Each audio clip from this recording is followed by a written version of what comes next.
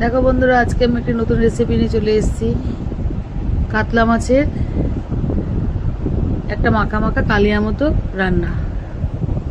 তো দেখো, প্রথমে কড়াইতে তেল দিয়ে মাছটা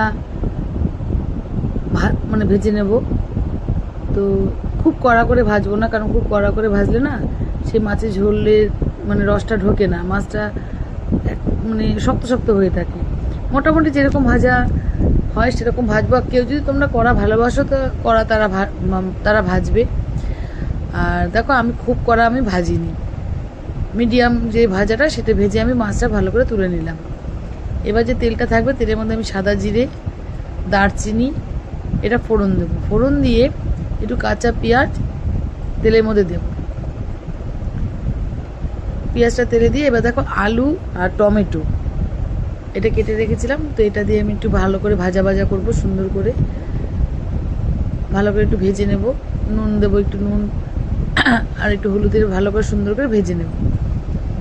তারপরে দেখো হালকা একটু জল দেবো, দিয়ে তারপরে আবার একটু হলুদ দেবো, একটু লঙ্কার গুঁড়ো দেবো, একটু ধনের গুঁড়ো দেবো।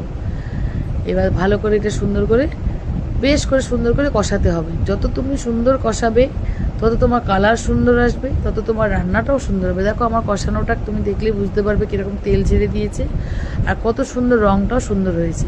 তারপর তুমি তোমার মতো করে ঝোল দেবে, কারণ এটা আমি আলু দিয়ে একটুখানি মাখা মাখা, জাস্ট কালিয়াও ঠিক বলে না, কিন্তু মাখা মাখা একটা কাতলা মাছের রসা টাইপের। তো রসা যেমন আমি শুধু গরম মশলা আর নিরামিষ যেটা আর কি পেঁয়াজ টেস্ট দিয়ে করি না, কিন্তু আজকে আমি একটু পেঁয়াজ দিয়ে করেছি, এটা আলাদাভাবে করেছি রান্নাটা। তো তোমরা এইভাবে আলাদা রান্না একটু করে দেখো, এটাও খুব টেস্ট হয়। এবার ভালো করে সুন্দর করে কষানোর পর জল দিয়ে আলুটা যেন সিদ্ধ হয় সেভাবে একটু ঢেকে ঢেকে করবে। ঢেকে ঢেকে করার পর দেখো অল্প একটু মিষ্টি দেবে। আমরা একটু সব কিছুতে অল্প সামথিং একটু মিষ্টি খাই। নুন মিষ্টি ভালো করে তোমাদের স্বাদ মতো, মুখে স্বাদ মতো দিয়ে তারপর দেখো শাহি গরম মশলা দিলাম। দেওয়ার পরে এটা কিন্তু খুব ঝোল হবে না, একটু মাখা মাখা হবে। এই মাছের এই আলু দিয়ে রসাটা খুব ঝোল হবে না, কিন্তু খুব সুন্দর স্মেলটা বেরিয়েছে আর দারুণ হয়েছে রান্নাটা।